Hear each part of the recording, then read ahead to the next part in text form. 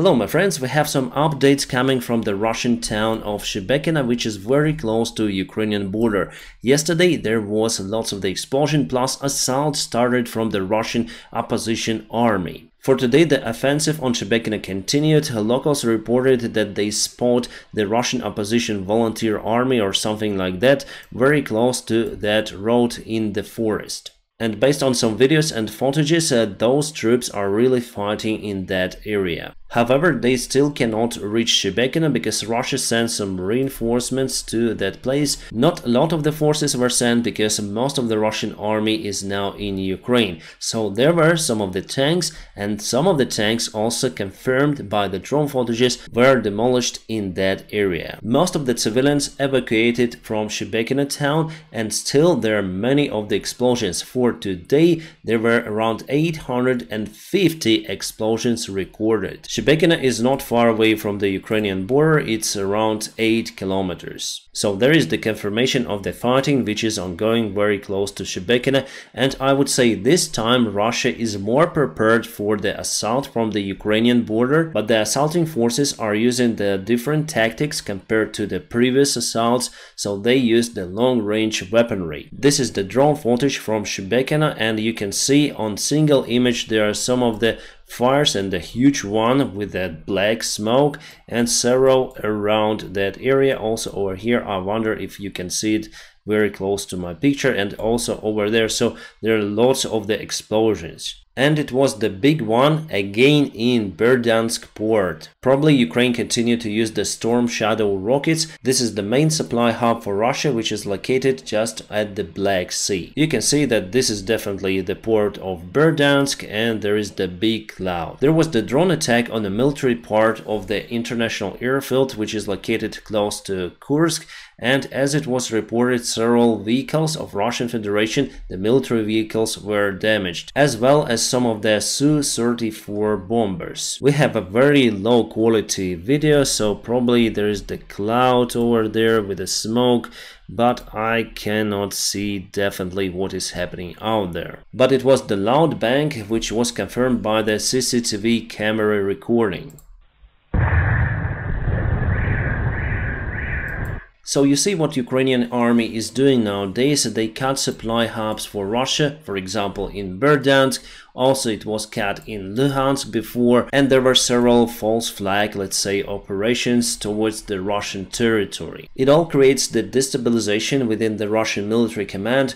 Also it lowers the morale of the Russian soldiers. The Russian supply lines are not really good themselves, and if they go disturbed by the bombshells, it would be a disaster for them. So now they think to withdraw the forces, the power of the forces from Ukraine to secure the Belgorod region or maybe Kursk, because they have to react on that, even though officials in Russia say that their army will be left in Ukraine on their previous positions, but in that case the Russian volunteers or Russian freedom fighters will go and take more land. It's logical. In that case, Russia have to react. Unlike Russia, Ukrainian army has outstanding supply lines and communication. And speaking about communication, we have some awesome news. Starlink signed the agreement with Pentagon to supply Starlinks for Ukrainian army, so the big contract was signed.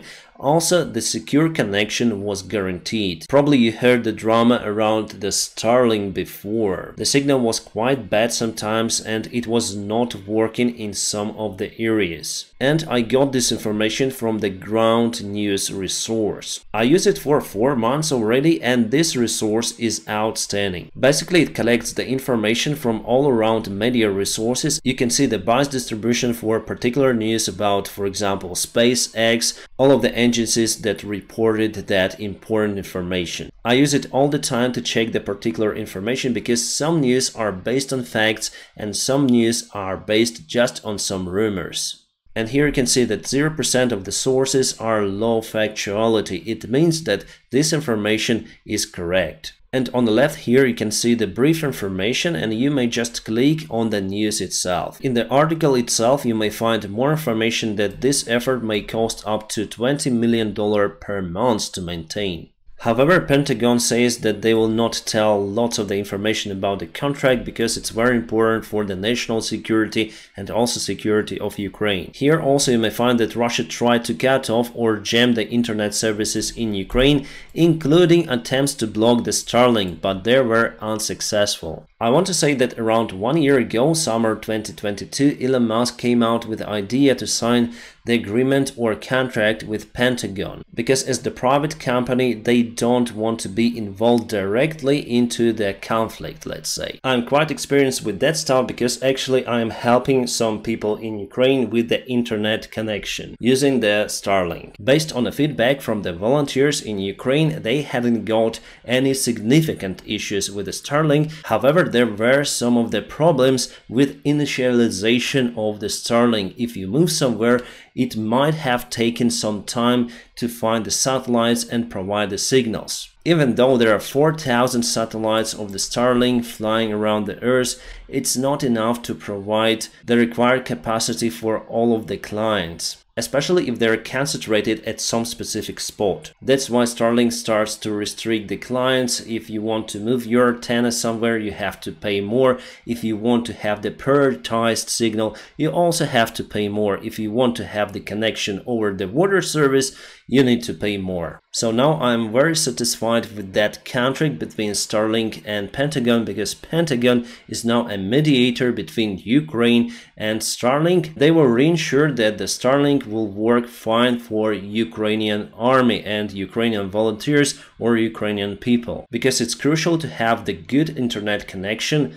elsewhere. Russia doesn't have those services and it's their weak spot. So again, I'm collecting the most part of my information on the ground news service, and this was very helpful. The ground news platform is not just available on the website, they have very friendly application on any mobile device, so you may just go to Apple Store or Google Play and download it. It will help you to stay in touch with the latest interesting news. And if I put in a search Ukraine war, I can click on the first topic and I'll have the latest news about the situation in Ukraine. We have the top news, we have the blind spots that I could have probably missed, and the latest stories. So you may sign up for free or subscribe for this platform, the Ground News, to have the full access for their data. They run a special offer right now, so you can subscribe getting 30% of discount. It's around $5 per month, but with all of that data that you'll have, I think it's worth it. And I do recommend this offer because first of all, it's the great discount and it's time limited. And the second thing, that it is the independent resource created by the group of enthusiasts who do a fantastic job by providing the proper information for the clients. Please check out the video description just below where you can find my personal link for the Ground News subscription. Yes, they are the sponsors of my channel, but this resource is fantastic. The new Ukrainian infantry vehicles, Bradleys, were spotted on the south part of Ukraine, as well as some of the Leopard 2 tanks, so maybe we're getting ready for something. I have been speaking like that for already 1 month, right? That the counteroffensive is going to start very soon, but now we have the signs or the factors that may increase the counteroffensive of Ukraine, and let me tell you about the main factor. First of all, to start the counteroffensive, Ukraine needs to demine its own mines near to the front lines. I cannot tell you all of the information about the particular spot, but it seems like that job will be done very soon. To demine the fields, Ukraine will use the special Leopard 2 tank modification, and also we have the Soviet-made demining systems. The Washington Post says that the White House is now more flexible in providing the new military help to Ukraine. The White House understood that Putin was bluffing about the nukes and he simply has nothing to respond. That's why Ukraine will have the fighter jets and also long-range missiles. And that's why Putin will lose this war. The UK Minister of Defense Ben Wallace is very optimistic about the future Ukrainian offensive. He says that this year probably Ukraine may liberate Crimea. He says that Russia may announce the new mobilization into the army, but by sending the young men to die will not solve the problem, because basically they're out of their armored vehicles and other resources. So that's the difference between Russian military and the Ukrainian one. Russia uses the mid waves. Ukrainian army uses the very precise weaponry that was given to us by our Western allies that helps us to minimize the casualties. The only advantage Russia has over Ukraine is their modern-day aviation. They have Sukhoi Su-35s, Sukhoi Su-34s that are way better compared to Ukrainian MiG-29s. So F-16s will obviously help us, but still Su-35 is even better than F-16. It may spot F-16 further away because it has the most powerful radar from all of the fighter jets. Also, it carries the long-range rockets, so it's not that easy for us to conquer the Russian aviation. Recently, Russia received 2 more Sukhoi Su-34 airplanes. It is not really a fighter jet, it's the bomber. It's much easier to get rid of this one compared to Su-35. That's why F-16s will help, but based on our practice, Sukhoi's Su-35s also were shot down by Ukrainian air defense. And those are the last airplanes that Russia is able to produce because for their production they need to have the Western-made parts, which were cancelled because of the sanctions. So they use the parts of electronics that they still have in their storages, but it's not a lot. Yesterday there was the conflict and it's still ongoing between Prigozhin and Wagner command and between Chechen leaders. Prigozhin has the questions about the effectiveness of the Kadyrov forces, so Kadyrov's friends became very angry on Prigozhin. They started to record the video, but got very firm response from the leader of Wagner, who is not the Prigozhin. Apparently, his name or surname is Utkin. His nickname is Wagner, that is why this is the Wagner army. You'll not find lots of the information about Utkin, but he was the special force commander during the war between Russia and Chechnya. 2 wars actually, and he mentioned it in his response. So Kadyrovites and Wagner management, they all know each other very well. They were enemies before. So today something interesting happened. Prigozhin announced that they withdrew 99% of all of their forces from the Bakhmut. The Ukrainian army was quite okay with that and they didn't fire to Wagner positions by the time they start the withdrawal until they finish it. But then the Wagner soldiers left the Bakhmut and they used several roads to go to Russia. Those roads were mined by the Russian regular army. Prigozhin said that the Russian regular army forces got the order from above to mine the roads against Wagner. Prigozhin said that their intelligence worked quite well and they mined the roads themselves and there were no any casualties. He says that probably someone from the Russian military command wanted to punish them. From what I see, that Putin is not really okay with Prigozhin and Kadyrov's place in favor of the regular Russian army command. The Russian FSB is more neutral in this conflict, however, they just hate Kadyrov, so maybe they will support Prigozhin. Actually, I didn't expect those conflicts to happen in Russia that fast. I expect that Russia will boil for several years during this war, but here we're very close to the hot war actually. For Prigozhin and for the Wagner military command, it's go-no-go situation, I think, as well as for Shoigu. Someone has to win it and someone has to lose. I personally expect that Prigozhin will win this conflict. Whether Putin will stay in power in that case, well, if Putin supports Kadyrov and if it was his idea to try to scare Prigozhin with Kadyrov, I don't think that Prigozhin will leave Putin on his throne. Yes, this is like a Game of Thrones in real life. Russia has many clans and now they start to eat themselves. For Ukraine, this situation is awesome. Anthony Blinken about the second army in the world. The Kremlin often claimed it had the second strongest military in the world, and many believed it. Today, many see Russia's military as the second strongest in Ukraine.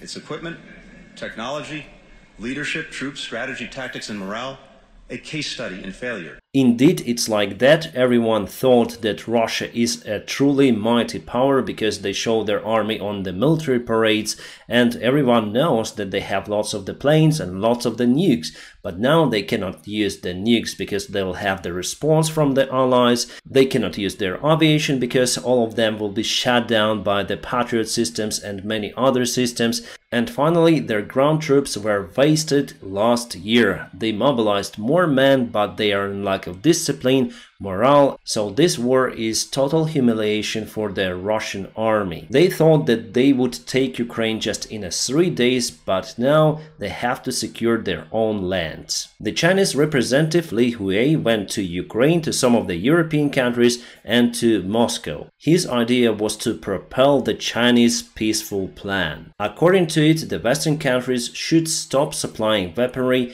to Ukraine, which is nonsense. This peaceful plan erupted just after Russia started to lose the ground. China is very concerned about it because they want to keep Putin in power because it's their ally, or it's better to say the slave country. With democratic Russia or with formatted Russia, which may collapse into many of the countries, this situation could be catastrophic for China. We know that nowadays Russia is the enemy for democracy, but China could be even bigger enemy. China wants Russia to win and they support the Russian economy, but they're still afraid to send the military help. It is still very surprising for me, but some of the European politicians want to support this autocracy, or maybe their autocracy themselves. Like, for example, Hungary, they say that it's necessary to prevent the counteroffensive of Ukrainian armed forces, because it will only lead for new victims from Ukraine, but not from Russia. Before Ukraine launches the counterattack, we must do everything in our power to achieve ceasefire and start peace talks. Actually, President Zelensky proposed the peace talks in the first 2 weeks that the war had started. What Putin said that he doesn't want to talk. And after he lost the vast part of his army in Ukraine, Zelensky doesn't want to talk. Because why should we trade our own land and our own people for some sort of the talks? Even after the ceasefire, Russia will stay Russia, Putin will stay Putin, he will try again to take Ukraine under his control. It is just pointless to speak with Putin, and Zelensky told about it. He is right. My friends, don't forget to press the like to this video and please subscribe for the ground news. You may find the link in the video description just below. This is the awesome resource that I constantly use for my videos. I wish you all a peaceful sky wherever you are and have a great time.